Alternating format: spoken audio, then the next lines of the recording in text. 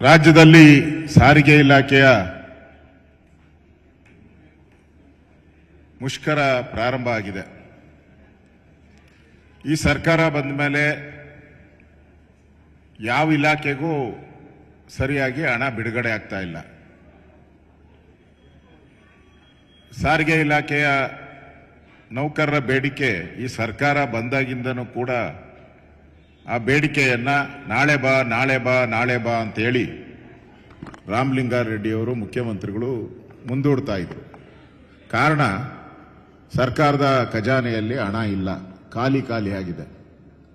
ಈಗ ಅವರು ಸ್ಟ್ರೈಕ್ ಮಾಡ್ತಾ ಇದ್ದಾರೆ.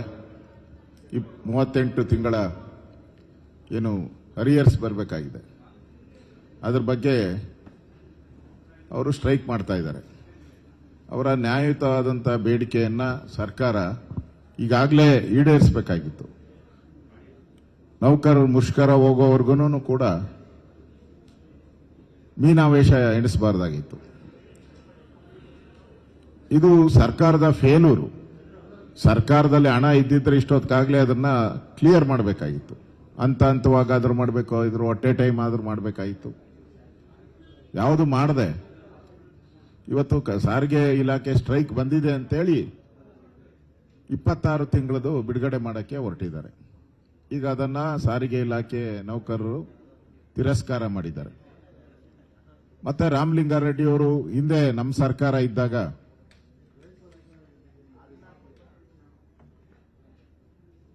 ಬ್ಯಾಲೆನ್ಸ್ ಬಿಟ್ಟು ಹೋಗಿದ್ರು ಅಂತ. ನಾನು ರಾಮಲಿಂಗಾರೆಡ್ಡಿಗೂ ಕೇಳ್ತೀನಿ, ಮುಖ್ಯಮಂತ್ರಿಗೂ ಕೇಳ್ತೀನಿ, ನೀವು 2018ರಲ್ಲಿ ಬಿಟ್ಟು ಹೋದಾಗ ಏನೇನು ಸಾಲ ಬಿಟ್ಟು ಹೋಗಿದ್ರಿ ಜನಗಳಿಗೆ ಹೇಳಿ, ಅದನ್ನು ಹೇಳಿ. ನಾನು 2009ರಿಂದ 2013ರವರೆಗೂ ನಾನು ಸಾರಿಗೆ ಸಚಿವನಾಗಿದ್ದೆ. ಹಾಗೇನ ಸಾಲ ಬಿಟ್ಟು ಹೋಗಿದ್ದನ ಹೇಳಿ, ಅದನ್ನು ಹೇಳಿ. ಲಾಭದಲ್ಲಿದ್ದಂಥ ಸಂಸ್ಥೆಯನ್ನ ಲಾಸ್ ಮಾಡಿದವ್ರು ನೀವು. ಕೋವಿಡ್ ಸಂದರ್ಭದಲ್ಲಿ ಇಡೀ ಪ್ರಪಂಚದಲ್ಲಿ ಲಾಸ್ ಆಗಿದೆ, ನಮ್ದೇನಲ್ಲ. ಯಡಿಯೂರಪ್ಪ ಬೊಮ್ಮಾಯಿ ಅಲ್ಲ ಅದಕ್ಕೆ ಕಾರಣ. ಇಡೀ ಪ್ರಪಂಚದಲ್ಲಿರುವಂತ ಎಲ್ಲಾ ಸಾರಿಗೆ ಸಂಸ್ಥೆಗಳು ಲಾಸ್ ಆಗಿದೆ. ದೇಶದಲ್ಲಿರುವಂತ ಎಲ್ಲಾ ಸಾರಿಗೆ ಸಂಸ್ಥೆಗಳು ಲಾಸ್ ಆಗಿದೆ. ಯಾಕಂದ್ರೆ ಯಾರು ಪ್ರಯಾಣಿಕರನ್ನೇ ರಿಸ್ಟ್ರಿಕ್ಷನ್ ಮಾಡಿತ್ತು, ಸರ್ಕಾರನೇ ಪ್ರಯಾಣ ಮಾಡಬಾರ್ದು ಅಂತ ರಿಸ್ಟ್ರಿಕ್ಷನ್ ಮಾಡಿತ್ತು. ನ್ಯಾಚುರಲ್ ಆಗಿ ಲಾಸ್ ಆಗೇ ಆಗುತ್ತೆ. ಅದನ್ನ ಹೋಲಿಕೆ ಮಾಡಿ ಯಡಿಯೂರಪ್ಪ ಇದ್ದಾಗ ಆಗಿತ್ತು, ಬೊಮ್ಮಾಯಿ ಇದ್ದಾಗ ಆಗಿತ್ತು ಅಂತ ಹೇಳಿ ನಾಚಿಕೆಗೇಡಿನ ಸಂಗತಿ. ಸತ್ಯ ಸಂಗತಿ ಬಿಡುಗಡೆ ಮಾಡಲಿ. 2009ರಿಂದ 2013ರವರೆಗೂ ನಾನು ಸಾರಿಗೆ ಸಚಿವನಾಗಿದ್ದೆ. ಅದರಿಂದ ಅದೇನೋ ಹೇಳ್ತಾರಲ್ಲ, ಕುಣಿಯಕ್ಕಾಗದೆ ನೆಲ ಡೊಂಕು ಅಂತ ಹೇಳುವಂತ ಪರಿಸ್ಥಿತಿಗೆ ರಾಜ್ಯ ಸರ್ಕಾರ ಬಂದಿದೆ. ಇದೊಂದೇ ಇಲಾಖೆ ಆಗಿದ್ರೆ ಪರವಾಗಿಲ್ಲ. ಯಾವ ಇಲೆ ಕಾಂಟ್ರಾಕ್ಟರ್ ಅಸೋಸಿಯೇಷನ್ ಅವರು ಸ್ಟ್ರೈಕ್ಗೆ ರೆಡಿ ಆಗ್ತಾ ಇದ್ದಾರೆ, ಅವರು ಕಾಲ್ ಮಾಡ್ತಾ ಇದ್ದಾರೆ. ಅಬಕಾರಿ ಇಲಾಖೆಯಲ್ಲಿ ಅವರು ಕೂಡ ಈಗಾಗಲೇ ಸ್ಟ್ರೈಕ್ ಮಾಡುವಂಥದ್ದಕ್ಕೆ ಧುಮುಕಿದ್ದಾರೆ. ಇನ್ಮೇಲೆ ಈ ಸರ್ಕಾರ ಕಳೆದ 3 ವರ್ಷ ಮಾಡಿದ ತಪ್ಪುಗಳಿಗೆ ಇನ್ನು ಮುಂದೆ ಬೆಲೆ ತೆರಬೇಕಾಗ್ತದೆ ಸರ್ಕಾರ. 2 ವರ್ಷ ಸರ್ಕಾರ ಪಾಪರ್ ಆಗಿರುವಂಥದ್ದಕ್ಕೆ ಒಂದು ಕೈಗನ್ನಡಿ ಇವತ್ತು ಇವೆಲ್ಲನೂ ಕೂಡ.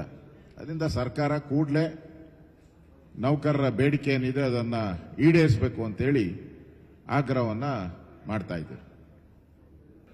ಪರವಾಗಿಲ್ಲ, ಹಾಕಿ. ನಿಮ್ಗೆ ಯೋಗ್ಯತೆ ಇಲ್ಲ ಅಂತ ಹೇಳಿದ್ರೆ, ಕಸ ಹಾಕಕ್ಕೆ ಜಾಗ ಇಲ್ಲ ಅಂದ್ರೆ ನಮ್ಮನೆ ಮುಂದೆನೆ ಹಾಕಿ, ಅದಕ್ಕೇನಂತೆ. ನೀವು ನಿಭಾಯಿಸಬೇಕಾಗಿದ್ದವ್ರು ನೀವು. ಅಲ್ಲಿನ ಶಾಸಕರೆಲ್ಲ ಗಲಾಟೆ ಮಾಡ್ತಾ ಇರೋದು, ಅಲ್ಲಿನ ಬಿಜೆಪಿ ಶಾಸಕರೆಲ್ಲ ಗಲಾಟೆ ಮಾಡ್ತಾ ಇರೋದು. ಜನ ಗಲಾಟೆ ಮಾಡ್ತಾ ಇದ್ದಾರೆ, ಹಳ್ಳಿಯ ಜನ ಗಲಾಟೆ ಮಾಡ್ತಾ ಇದ್ದಾರೆ.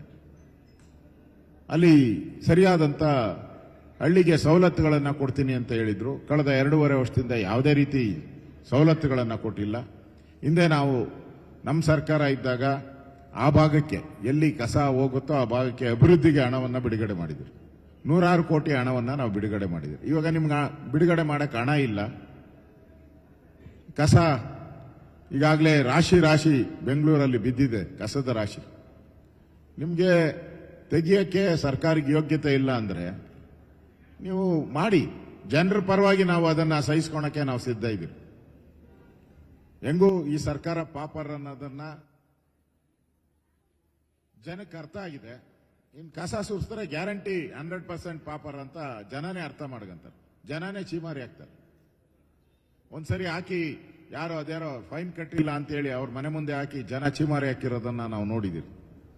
ಅದರಿಂದ ಈ ಗೊಡ್ಡು ಬೆದರಿಕೆಗಳೆಲ್ಲ ಬೇಡ. ಸಾಲು ಮಾಡಕ್ಕೆ ಏನ್ ಪ್ರಾಬ್ಲಮ್ ಮಾಡಬೇಕು, ಹಣ ಬಿಡುಗಡೆ ಮಾಡಬೇಕು.